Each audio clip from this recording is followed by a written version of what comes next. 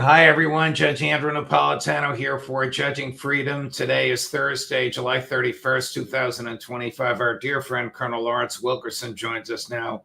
Colonel Larry, a pleasure, my friend. I missed you the past couple of weeks. The audience missed you. I missed you. My team misses you. And we're very happy that we're back together. Welcome back to the show. And thank you for accommodating my schedule. Thank you. Before I ask you about NATO and if it's worth saving, I do need to ask you about recent events in the U.S. and Europe. President Trump on Monday, while seated next to British Prime Minister Starmer at one of Trump's golf courses in Scotland, issued a threat to President Putin. By the way, Senator Lindsey Graham has threatened President Putin. We'll play that clip. General Christopher Donahue has threatened President Putin. We'll play that clip. But for now, just President Trump. I don't want to play the clip. It's too long. But basically, he said, if the war isn't over, he means the special military operation in Ukraine, or a ceasefire entered into within 10 or 12 days, I will impose secondary sanctions on Russia. So if India buys oil from Russia and then tries to sell products to the United States, there'll be a 50 or 100% tariff on those products. He since has changed the 10 to 12 days, which was originally 50, right, down to 5 or 6, because he says in India, Russia's day of doom is Saturday. Does this kind of threat change the military plans of the Kremlin?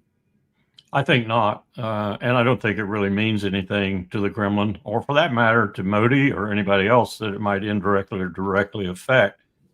We're a feckless country right now, Judge.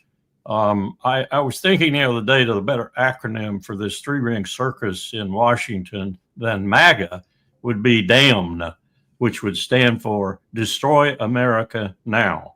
That's a better description of what is happening both domestically and internationally. And that's all I can see that we're headed towards. We're headed towards a real collapse in both areas, domestic and international. And we're being led there purposefully, it looks like to me. Now, I don't know if it's the president doing that. I suspect highly, strongly, that it's the billionaires behind him who are directing this show and not Donald Trump. He's just their mouthpiece from time to time. But it's increasingly clear to me that we are on a terrible trajectory in terms of our national existence. So you and I were, well, you are the former chief of staff for the one-time chief diplomat of the United States. So when I ask you about the rules and customs of diplomacy, you know of what you speak.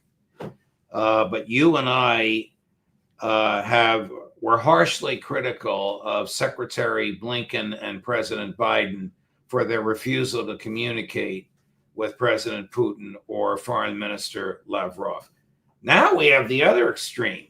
Now we have a president who publicly threatens President Putin. Do we still have diplomacy? Not at all. And I must point out that Biden did that from time to time, too, in egregious fashion. Yes, you're right. He did. Yeah. He called Putin all kinds of names. You're right. But this isn't diplomacy.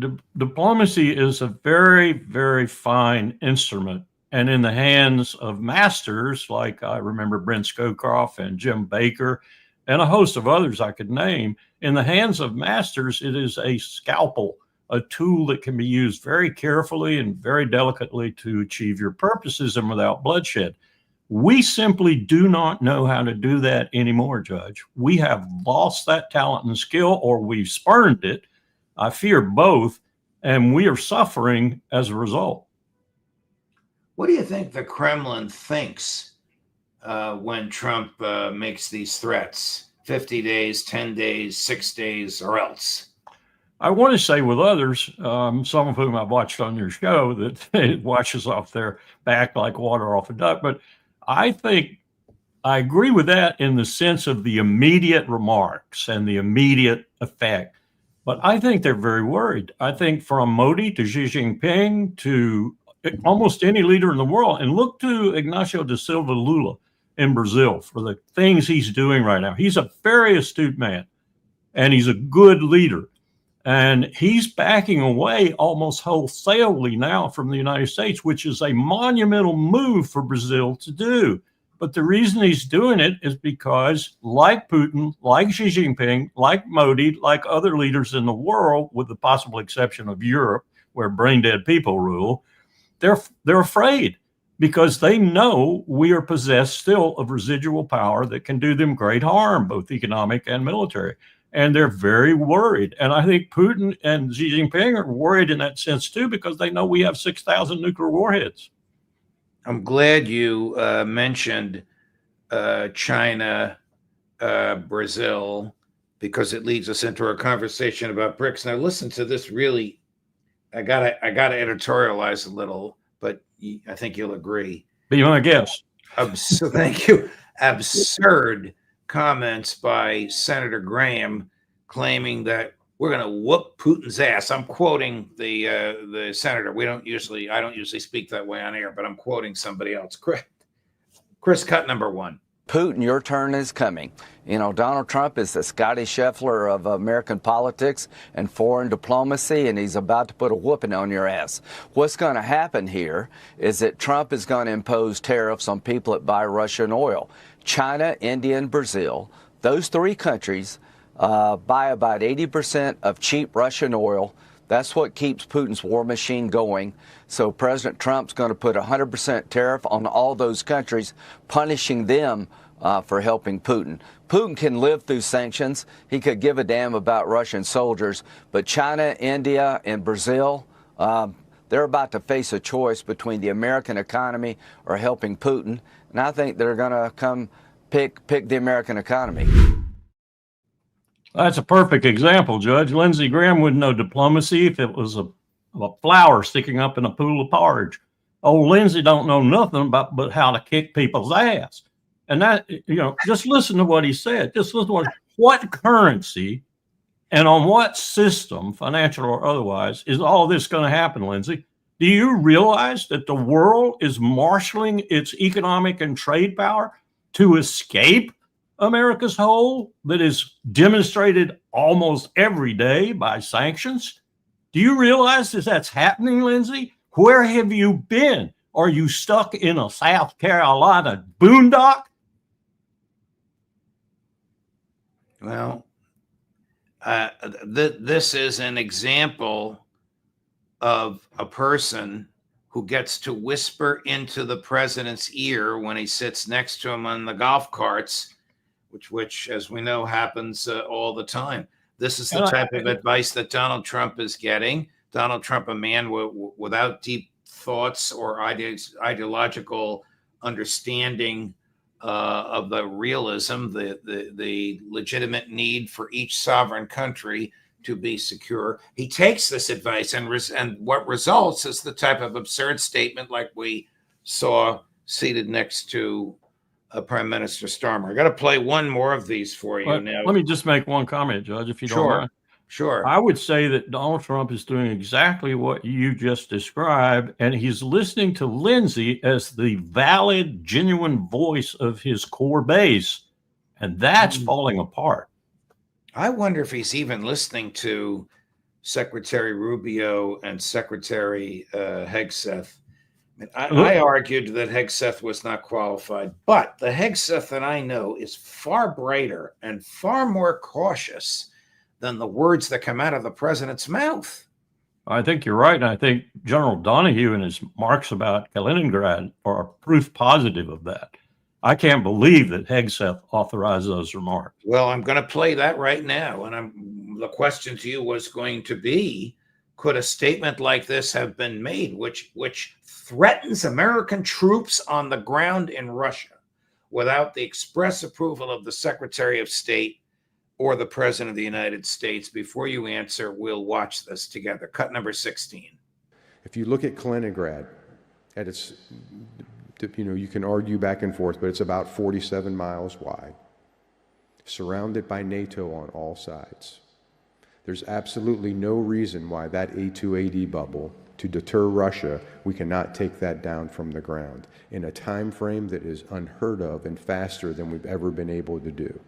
We've already planned that. We've already developed it. This Yeah, he's an general airborne. had 100,000 troops, American troops, under his command in Europe and Africa. How could he have made a comment like that without Hegseth or Trump approving? Anything could happen in this administration, Judge, but let me just say this.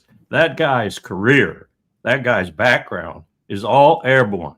So I think of Market Garden the moment I hear him say that. We could just take it in a moment or two. And I got news for him. It's not just surrounded by Lithuania and Poland and the corridor that goes through Lithuania, highway and rail, that is under an agreement with the Russians for use. It's also got the Baltic. And the Baltic does not belong to you. And the Baltic is a serious piece of water that the Russians will fight you to the death over. So you're just as stupid as that general who in Pristina, Kosovo, under Wes Clark's guidance at the time, said he wasn't going to let the Russians land. And then the British general in charge overall in Pristina said, "Are you kidding me? You're not about to do that and start World War III. Well, Donahue, you're about to start World War III. Did you notice he said on the ground? He's talking about American boots on the ground and some sort of rapid movement that he says they've rehearsed and planned for. Well, he's Did you probably know? Did you know? Does the public know that American troops in Europe have rehearsed and planned for a ground invasion of Russia? He's probably talking about a massive airborne invasion too, because that's where he comes from. 18th Airborne Commander and so forth, Special Operations Forces. Judge, we did this to ourselves. We did this to ourselves. We reached in and began to promote special operators just as if they were all part of the same military. And we put stars on people that should never have had stars on their shoulders. This is the man totally responsible in many respects for the abysmal departure from Afghanistan and all the deaths that occurred. This is the man, and there's no accountability for him. Just like all these other generals who fail again and again and again, there's no accountability.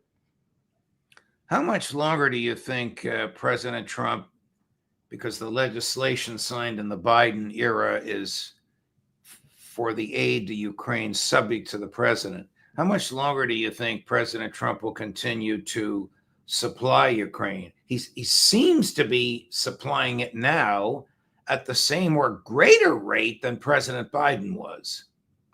I can't distinguish whether the rates are different or not, but I can distinguish the fact that what's happening on the battlefield is in the next 7 weeks or so, the Ukrainian military is going to be utterly and completely destroyed, which is the objective of the special military operation.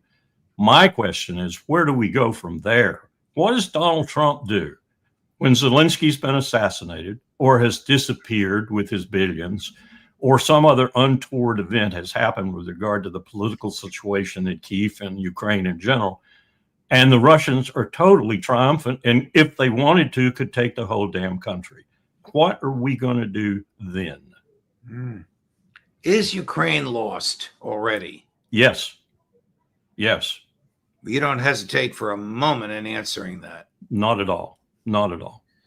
All right. Switching gears, do you perceive a growing worldwide consensus that the Israelis are engaged in genocide and using starvation as a tool with which to bring about the destruction of the Palestinian people?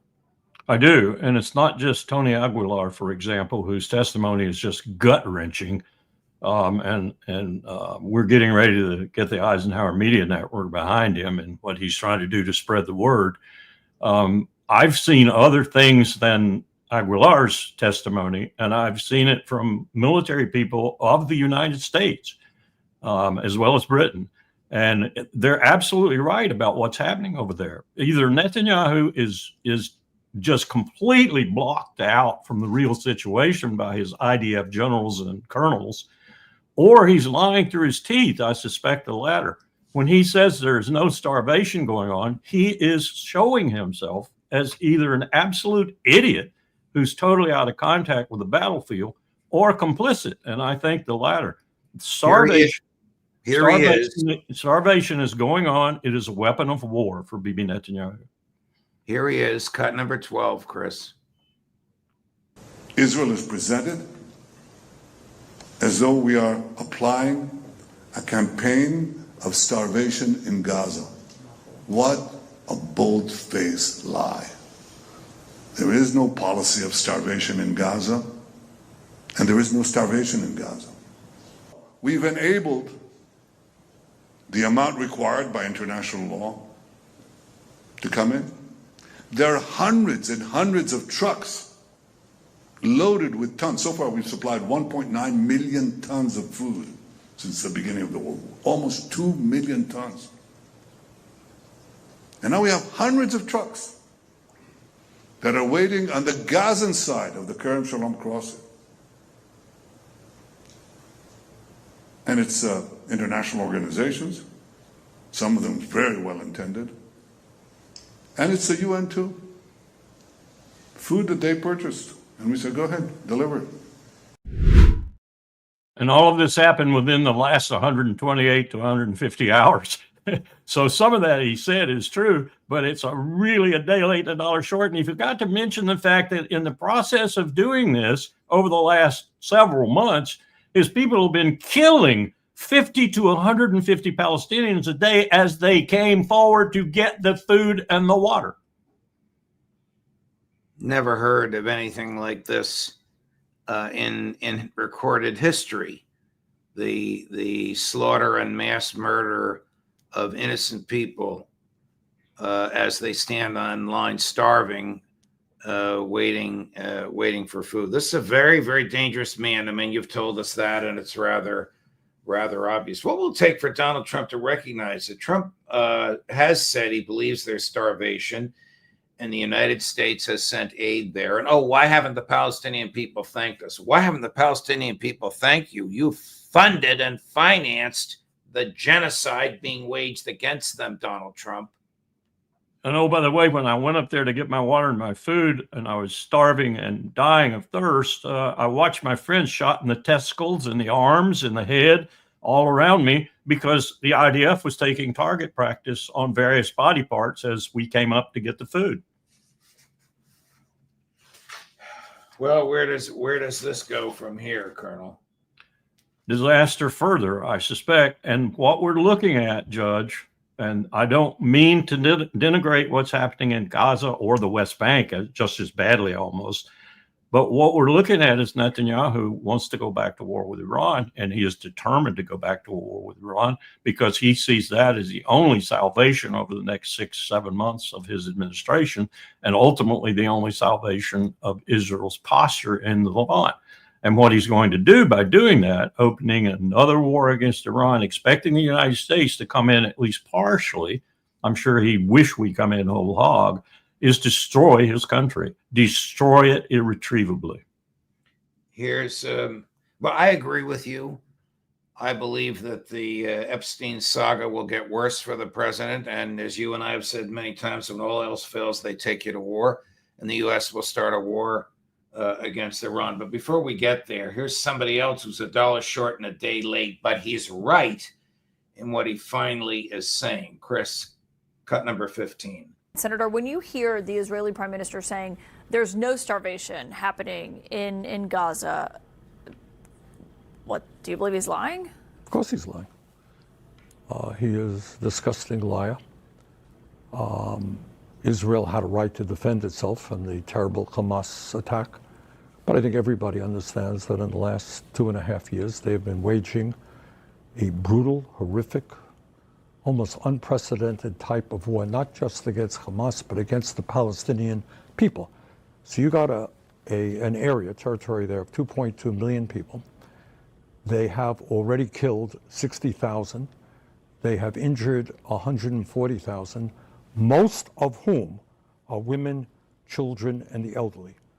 They have virtually completely destroyed the entire infrastructure of Gaza, virtually all of the schools, the healthcare system, over 70% of the housing, the water system, and now, as you mentioned, over the last period of time, they have prevented humanitarian aid coming in, and there is now mass malnutrition, and children are starving to death.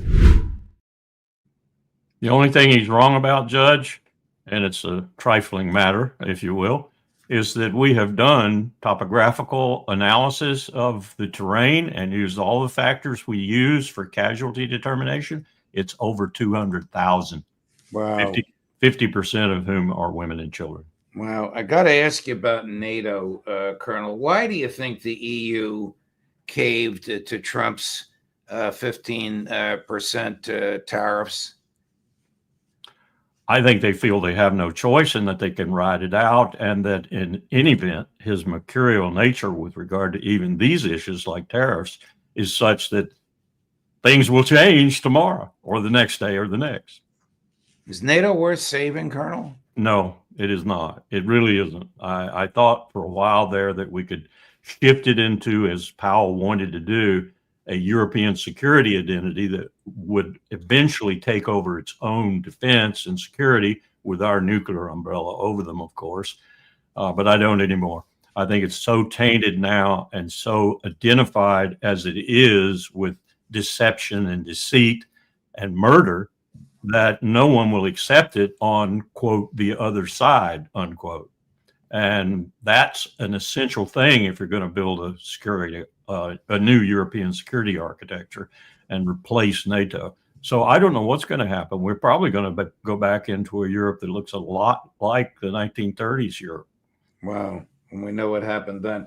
Colonel Wilkerson, I have to run. Always a pleasure, my dear friend. I could talk to you all afternoon, but thank you very much for your time and for your thoughts. We'll look forward to seeing you again next week. Surely. And don't run too hard, because like me, you'll get out of breath. God love you. Thank Thank you. Coming up at 3:00 this afternoon, Professor John Mearsheimer. At 4:00 this afternoon, Pepe Escobar, Judge Napolitano for Judging Freedom.